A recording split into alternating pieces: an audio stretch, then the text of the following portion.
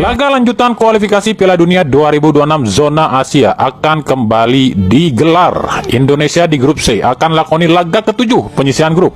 Kali ini timnas Indonesia di bawah nahkoda baru asal Belanda yakni Patrick Kluivert sudah terbang ke Sydney, Australia dalam menghadapi tim asal negeri kanguru yakni Australia. Di pertemuan pertama, timnas Indonesia hanya bisa bermain imbang 0-0 lawan Australia. Ya, meskipun ranking Indonesia jauh di bawah Australia, tapi kami harus bilang cuma bisa meraih imbang 0-0 lawan Australia, sebab Indonesia waktu itu bertindak sebagai tuan rumah.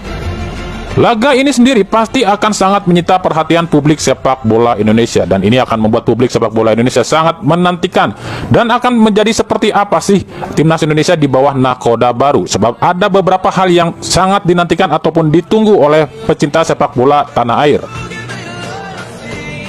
Yang pertama, laga ini adalah laga perdana timnas Indonesia di bawah asuhan Patrick Kluivert. Ekspektasi supporter timnas Indonesia tentu lebih tinggi ya dibanding dengan pencapaian yang dilakukan oleh Sintayong. Sebab jika Kluivert tak bisa menang di laga ini, ya apa bedanya dengan Sintayong? Dan justru jika Indonesia kalah di laga ini, tentu PSSI akan jadi lumbung hujatan oleh netizen Indonesia.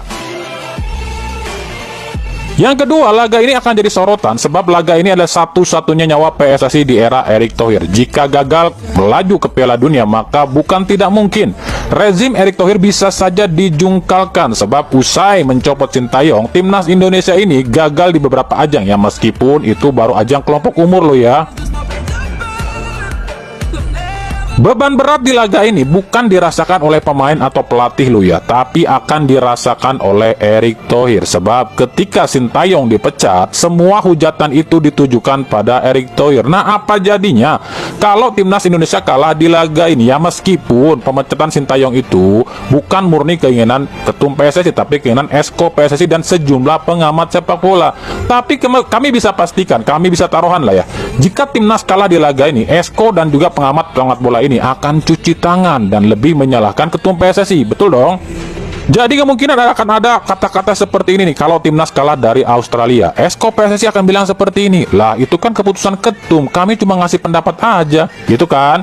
Sama juga yang akan diomongin oleh para pengamat sepak bola seperti Toel CS dan Justinus Laksana ya. Sama akan ngomong seperti itu kan keputusan Esko dan ketum, kami nggak ada sangkut pautnya dengan soal pemecatan Sintayong tuh, gitu kan? Ya, inilah realita yang akan terjadi jika timnas Indonesia kalah di laga ini. Semuanya akan diserahkan atau ditumpukan pada ketum PSSI, yakni Erick Thohir. Padahal faktanya Erick Thohir itu sebenarnya sudah ada di jalur yang benar loh ya, tapi gara-gara direcokin oleh Esko PSSI dan beberapa pengamat bola, akhirnya Erick Thohir pun terseret alias diseret loh ya dalam kubangan seperti ini. Maka jika timnas gagal, ya otomatis Erick Thohir akan jadi tujuan utama dari hujatan-hujatan para netizen, dan ini sesuai skenario mereka lo ya. Dan jika kemungkinan terburuk ini terjadi dan Erick Thohir disalahkan oleh netizen Indonesia, maka ya nggak usah marah Pak Erick Thohir, salahin tuh orang-orang terdekat Anda, kan mereka yang punya ambisi. Kejam ya, kejam banget malah.